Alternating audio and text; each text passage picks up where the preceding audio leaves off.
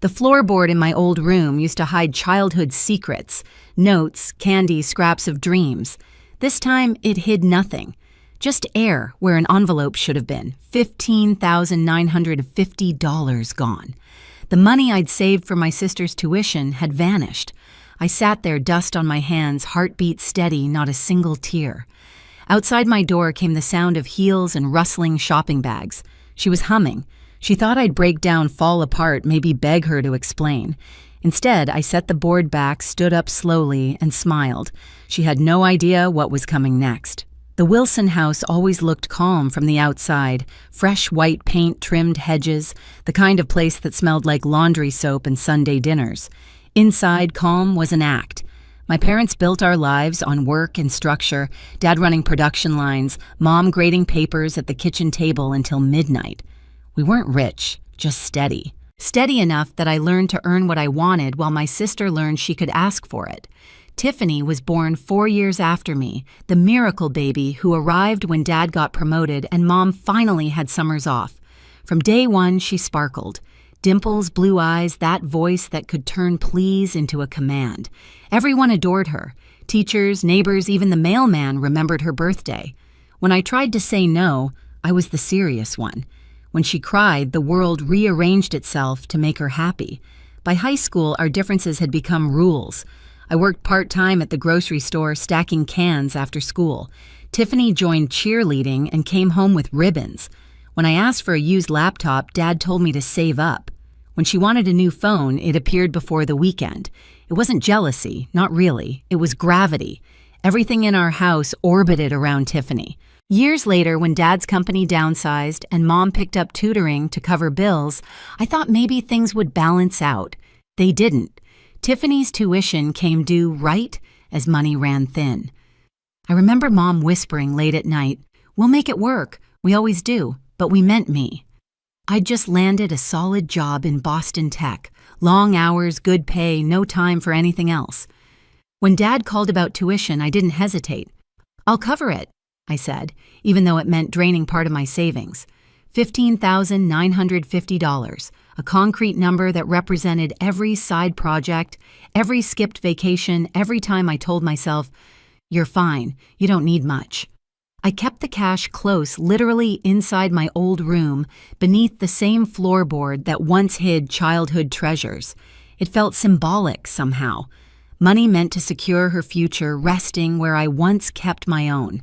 The day I tucked that envelope under the wood, Tiffany hugged me tighter than she had in years. "You're the best," she said. I believed her. For a while, everything felt normal, family dinners, laughter, her promises to do better. But normal was an illusion, and illusions always crack under pressure. 3 days before Tiffany's tuition payment was due, I left for a short work trip to Seattle. Just a routine conference back Sunday night. Before I left, I reminded her, "We'll go to campus Monday, pay it together." She nodded, smiling through a mouthful of coffee. "Don't worry, I've got everything ready." When I came home, the house felt off, too quiet, too clean. Mom and Dad were already asleep, but faint perfume lingered down the hall, expensive and unfamiliar. I brushed it off. The next morning, sunlight sliced through the blinds as I knelt by that old floorboard. My hand reached for the envelope. Too light. I opened it and froze. Empty. For a moment, the world went still. Just the hum of the fridge, the drip of the faucet. I checked everywhere, drawers, desk closet. Nothing. No sign of a break-in. My laptop, jewelry, even an old watch sat untouched. But the money, $15,950 in cash, was gone. Logic kicked in sharp and cold. Who had access? Only family. My parents would never. That left one name. Still, I needed proof. I headed for the bathroom to clear my head, but something in the trash caught my eye. Crumpled receipts. Nordstrom, Saks, Neiman Marcus. The totals blurred together, $895, $612, $347. Designer shopping sprees, dated the same 3 days I was away. I stared at them for a long time, pulse steady, jaw locked. Then I pulled out my phone, opened Instagram. Tiffany had blocked me years ago, but she'd forgotten about the second account I used to check on her when she first left for college. Her latest posts hit like a punch. A photo of shopping bags spread across her bed, a caption treating my girls to the best weekend ever. Another clip, her laughing in a restaurant, flashing a brand new gold watch, the kind that costs more than rent. That's when my phone buzzed. A text from Jackson. My old roommate dude saw your sister at Morello last night. Girl was spending like crazy. Did she hit the lottery? I stared at the message until the anger started to settle into something else. Clarity. I found a folded slip still inside the envelope, half stuck in the corner, a bank deposit receipt for $1,000. Her name, her signature. She'd stolen from me again, not just money, but trust. And yet, instead of exploding, I felt calm. The kind of calm that means a decision's already been made. I knew she'd walk in soon, expecting the same old pattern, me discovering her crying, me fixing it. But not this time. This time, the silence would be my weapon. The front door slammed just after 2. Keys clattered into the ceramic bowl by the entryway. Then came the sound I'd been waiting for, shopping bags brushing against each other, the rhythm of someone who thought they'd gotten away with it. Tiffany appeared in the kitchen doorway, cheeks flushed, hair glossy, dressed like she'd walked out of a boutique ad.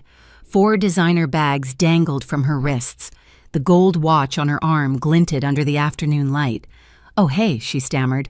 "Thought you were still in Seattle." "Wrapped up early," I said, voice even. "Productive trip. Cool."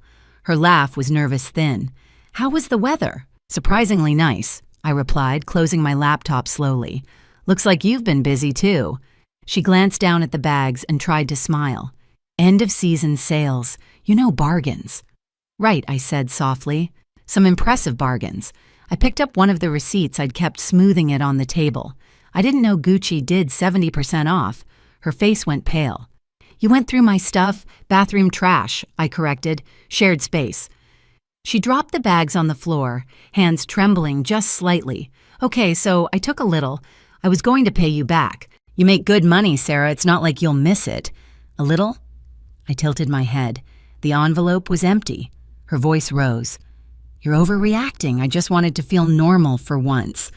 Everyone at school has nice things. I'm tired of being the poor one."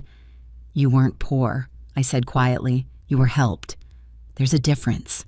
Her eyes shimmered with tears, real or rehearsed, I couldn't tell. "Please don't tell Mom and Dad.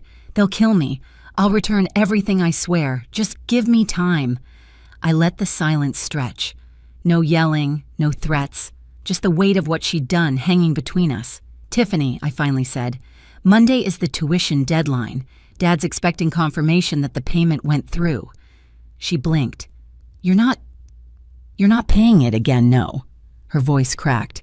"You can't be serious." "For once, I said I am." The room went still. Then she burst into a mix of pleading and anger, every emotion she'd ever used to manipulate her way out of trouble. I just stood there, watching it burn out. When she finally ran out of words, she looked small. "You always fix everything," she whispered. "Not anymore." I turned away, letting her tears fall behind me. In the quiet that followed, something inside me shifted. Not satisfaction, not yet, but resolve. This wasn't revenge.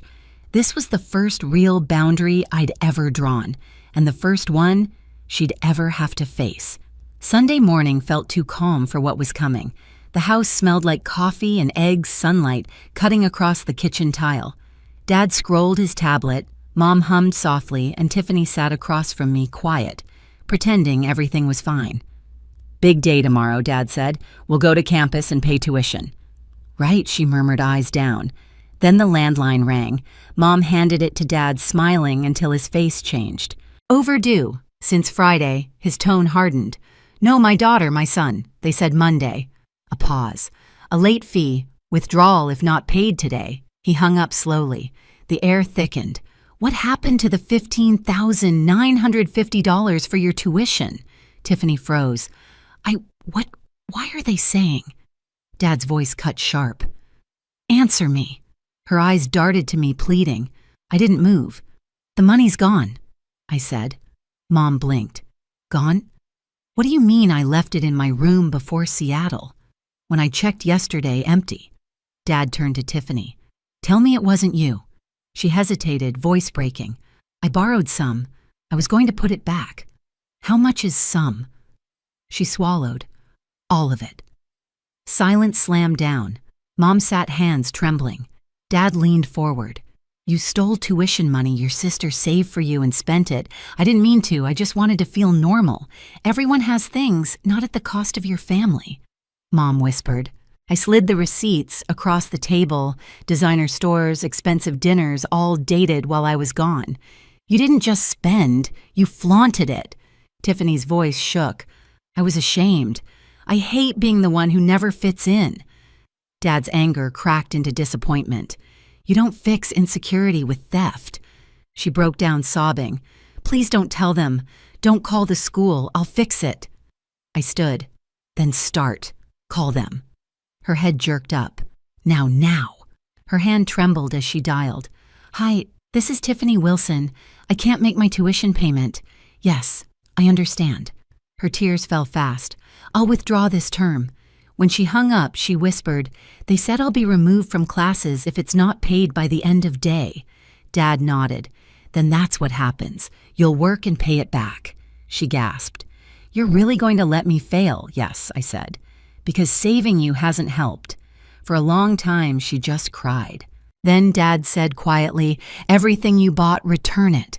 What you can't sell. I will, she whispered. Say it, I said, not I will. Say what you did. Tiffany lifted her head. I stole from you.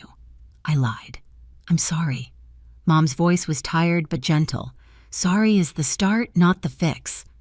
That afternoon, we drove from store to store. Tiffany's apologies grew quieter each time she faced another cashier. Some returns worked, others didn't. By dusk, we'd recovered barely a fraction of the money. At home, she placed the gold watch, the last symbol of her spree, on the counter.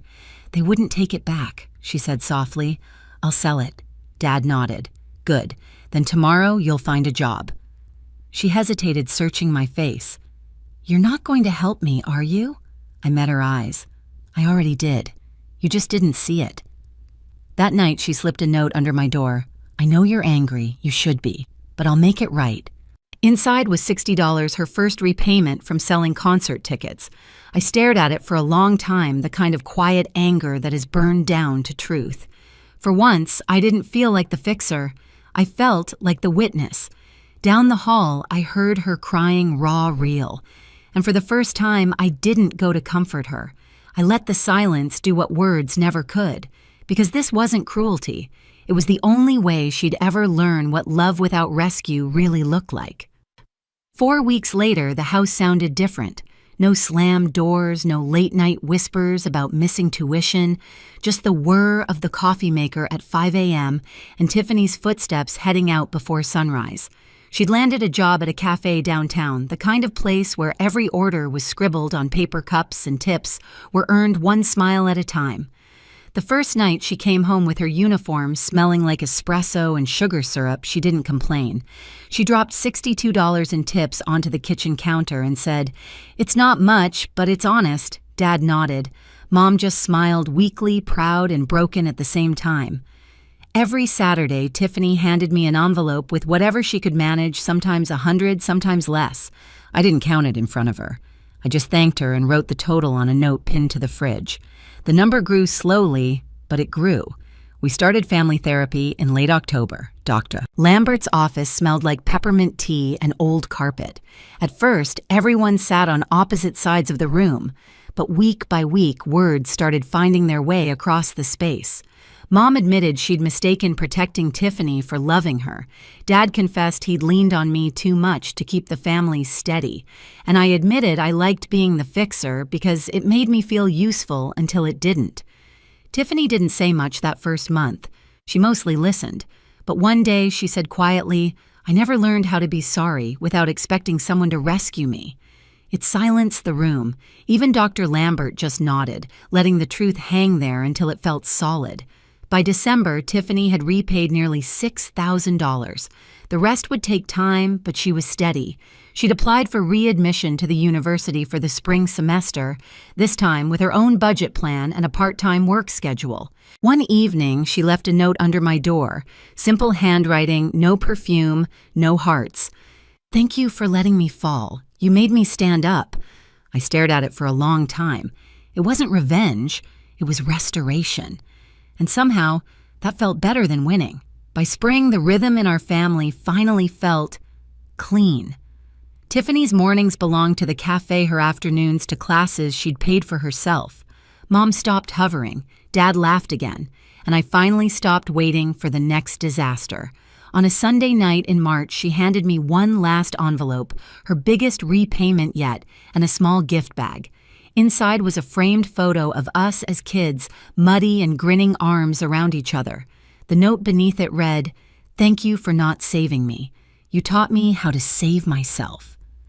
I placed it on my desk beside the old floorboard I'd kept as a reminder, not of loss, but of the boundary that changed everything. Sometimes love isn't the hand that catches you. It's the silence that lets you fall just far enough to learn how to climb. If you've ever had to make that hard choice, help, or let go, tell me in the comments. Hit like if you believe in tough love that heals instead of hurts, and subscribe for more true family stories that remind us what real change looks like. My parents showed up at my front door in Austin after 22 years of silence pounding, like they still owned the place. No apology, no tears, just, "We want to see our grandchild." The same people who threw me out at 17 for being pregnant were now pretending to be family.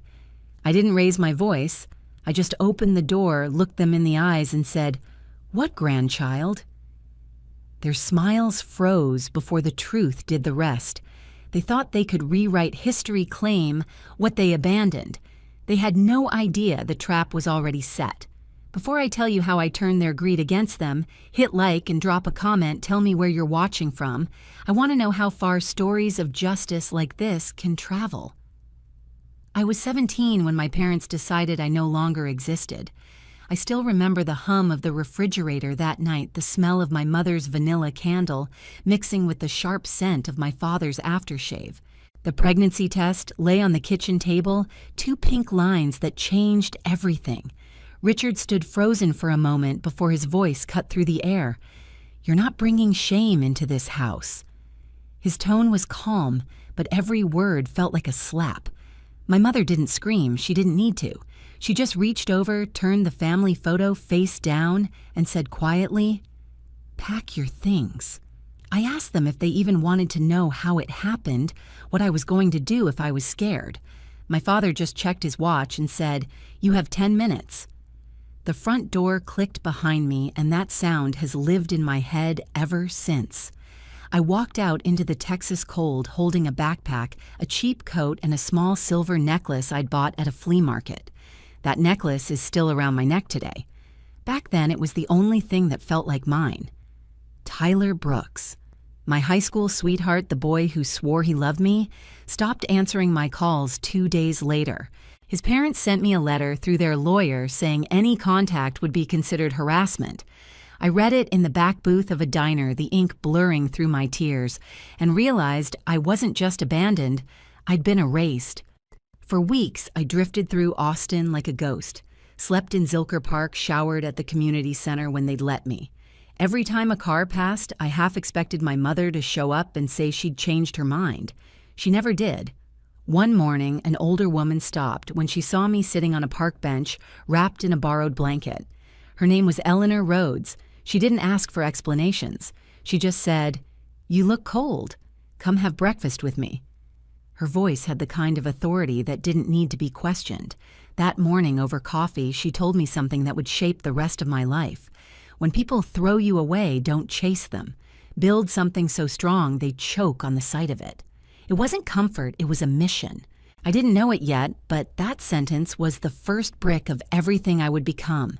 It started with a letter that smelled like my mother's perfume, sweet, expensive, fake. Inside was a photo of a smiling family me at 17, framed between 2 people who disowned me. On the back, in her neat cursive, she'd written, "Let's put the past behind us. We want to meet our grandson." For a moment, I almost laughed. 22 years of silence, and suddenly I was worthy again now that they thought my son was worth something. I left the letter on my kitchen counter unopened after that first glance and went back to my schedule. My silence was my first move. 2 weeks later, the gifts started. A tablet engraved, "To Aiden Love," Grandma and Grandpa, a bouquet of lilies that made the house smell like a funeral. Every delivery came with a note about family and forgiveness. I sent each package back with a short line. "This brings back memories I'm not ready to revisit." I made sure my handwriting looked shaky, uncertain. Let them think I was fragile. People like them attack only what looks weak. Then came the online campaign. A lifestyle blog published a glowing piece about the Carters reunited, painting them as heartbroken parents reaching out to a cold, ungrateful daughter. They'd even used an old photo of me at my first hotel opening, cropped so I looked like part of their smiling clan. The comments were brutal. "She should be grateful. Family is family." I didn't reply. I just forwarded the link to Jade. Within hours, she traced the article to a PR firm my parents hired to repair their image. Tyler's return was next. He called from an unknown number, his voice smoother than I remembered. "I just want to make things right," he said. "Aiden deserves a real father figure." The nerve of it made my hands tremble. "You mean the kind that disappears when things get hard?" I asked quietly. He chuckled, thinking we were flirting. He had no idea I was recording every word. Behind the scenes, Jade's monitors lit up with alerts my parents were searching Texas family law, inheritance rights, and grandparent visitation claims. They weren't reaching out for love, they were building a legal strategy. I played along. Each "I'm not ready to talk" message from me made them push harder, convinced I was cracking. Richard started leaving voicemails about forgiveness, about how family legacy shouldn't be wasted on resentment. He forgot he'd once called my unborn child a stain. When their patience thinned, the manipulation turned public. Andrea posted a photo on Facebook, an empty chair at a dinner table, captioned, "We still set a place for her."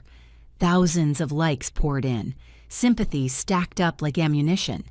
But the slip came from Richard. At a charity event streamed online, he stood before donors and said into a microphone, "No one should be denied the right to see their own grandchild." The audience applauded, unaware of the rot underneath. I watched that clip in my office, the same office I built from nothing. His voice was calm, righteous, practiced the exact tone he used the night he said, "You're not my daughter anymore." Only this time I smiled, slowly, deliberately. "Perfect," I whispered. "Let's give them exactly what they asked for an audience." The night Richard's speech went viral, I poured myself a glass of wine and opened the old safe Eleanor had given me years ago. Inside were folders labeled like chapters of a book, Carter Estate Brooks Records Inheritance Law, Texas. I'd been patient for 2 decades. Now it was time to turn patience into a weapon. Eleanor had prepared me for this. Back when I worked in her office, she'd sit behind her mahogany desk, a cup of Earl Grey steaming beside her, and say, "Revenge isn't rage, it's timing. Rage burns quick. Timing burns clean." I didn't understand it then. I do now. The first move was legal.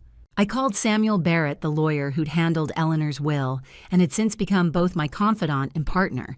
He didn't ask why I was ready. He just said, "I'll need every document they ever signed." His calm steadied me.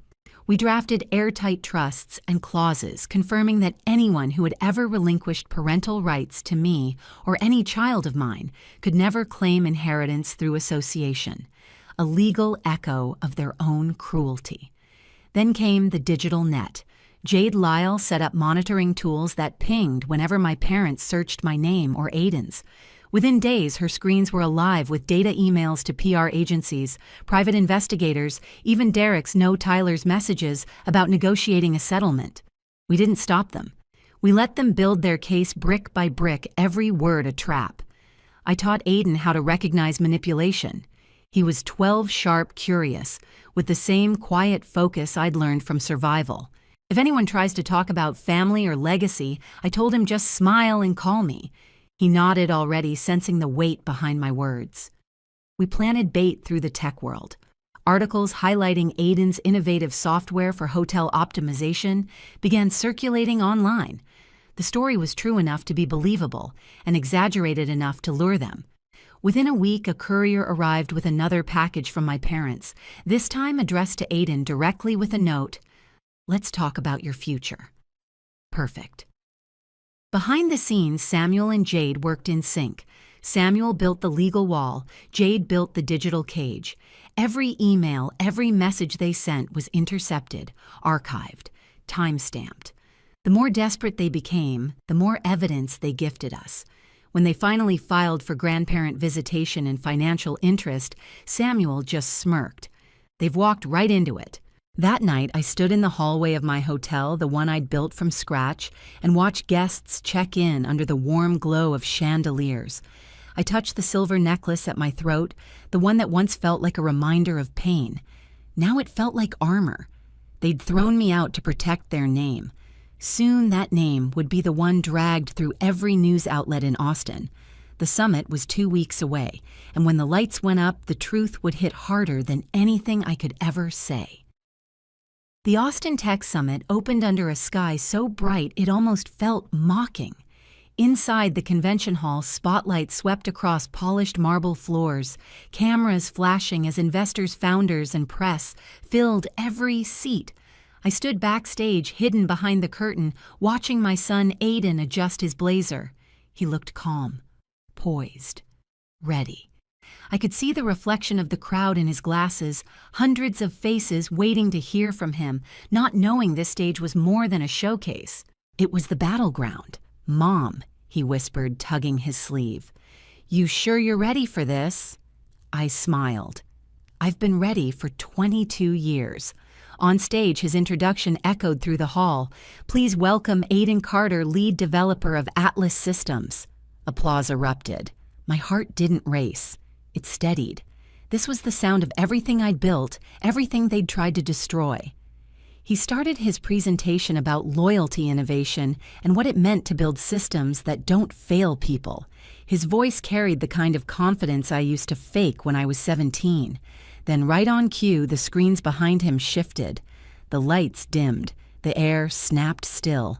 The next slide read, "Family isn't blood, it's choice," the crowd murmured. In the front row sat Richard, Margaret, and Tyler, dressed like they belonged there, smiling for cameras, pretending to be proud family. I stepped onto the stage. The applause stuttered, then stopped. My heels clicked against the floor, steady, deliberate.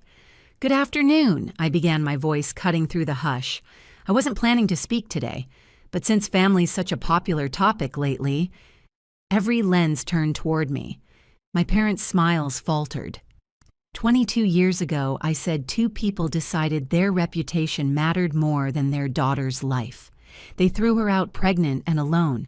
She lost everything, her home, her safety, her child.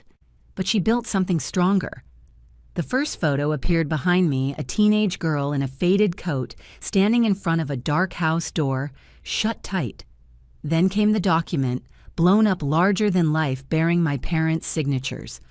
"We, Richard and Margaret Carter, relinquish all parental rights to our daughter, Emily Carter, and any offspring born or unborn." Gasps rippled through the room. My father's face went gray. My mother clutched her pearls like prayer beads. "You wanted the public's attention," I said, turning toward them. "Here it is." Jade's signal came through the monitor in my earplay file 1. The screen flickered again, showing a video message from Eleanor Rhodes, recorded before her passing.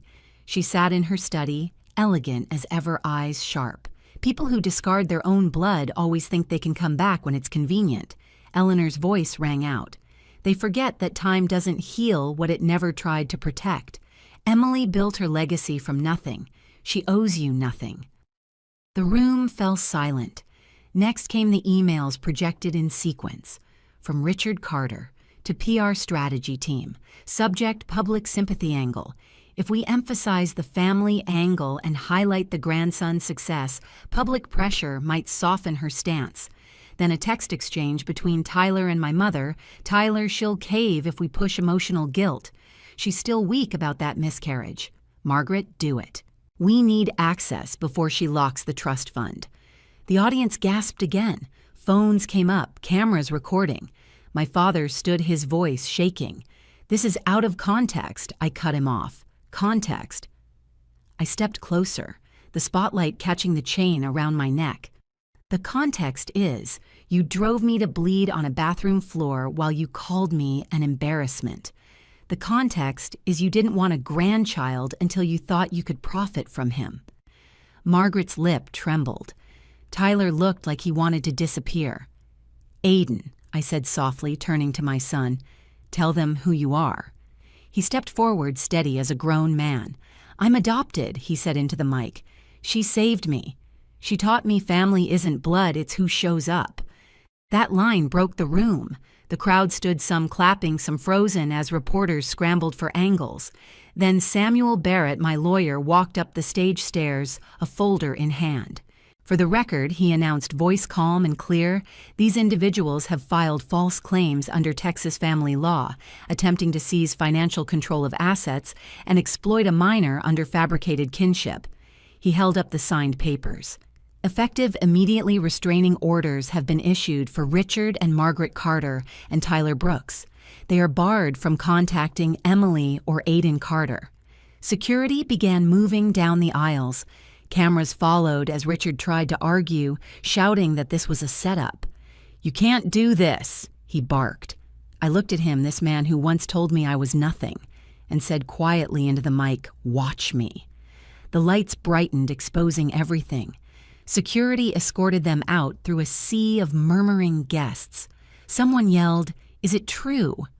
Another called, how could you abandon her? My mother's face was pale as paper. Tyler kept his head down. I didn't move until the doors closed behind them. Then I turned back to the audience. They taught me that love has limits, I said. So I built a life without theirs. If you've ever been told you're not enough, prove them wrong by thriving. Applause started slow, then roared. People stood cheering, some wiping tears. Cameras flashed like lightning. Aiden reached for my hand, squeezing it once. We walked off stage together. In the hallway away from the noise, he whispered, does it feel over? I shook my head. It's not about ending, it's about balance. Outside news vans lined the street, headlines already forming. Carter scandal. Justice for Emily, family is choice. For the first time in decades, I felt the weight lift, not because I'd won, but because I'd stopped carrying what wasn't mine. By the next morning, the footage from the summit had gone viral. Every major network replayed the moment my parents were escorted out, their faces twisted under the fluorescent lights. Commentators called it the Carter collapse. Hashtags trended for days. Within a week, the fallout hit hard. 3 of my father's real estate partners withdrew their contracts, citing ethics concerns. Their company's stock dropped 15% overnight.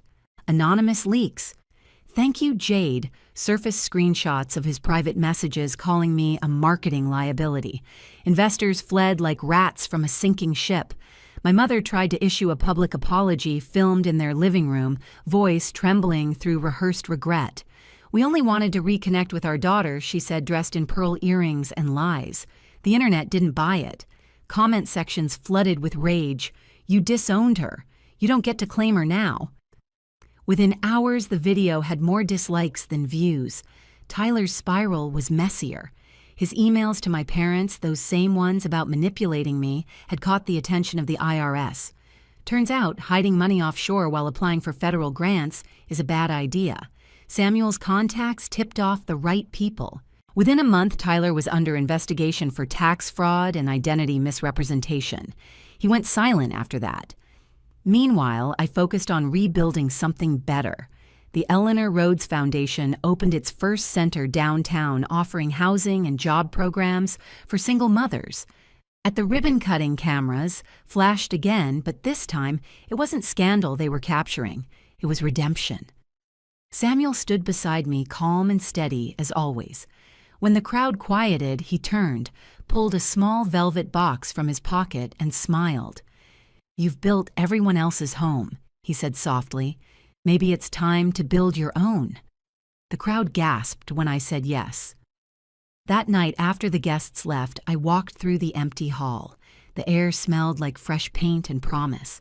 I touched the silver necklace still hanging at my throat. For years, it had reminded me of loss. Now it felt like proof that I'd survived it.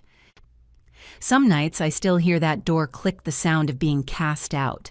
But now when it echoes in my mind, I picture another door opening, the one I built myself. If you've ever been told you're not enough, remember this: your worth doesn't need their approval. Build your peace and let them watch from the outside. Hit like, share this story, and tell me where you're watching from.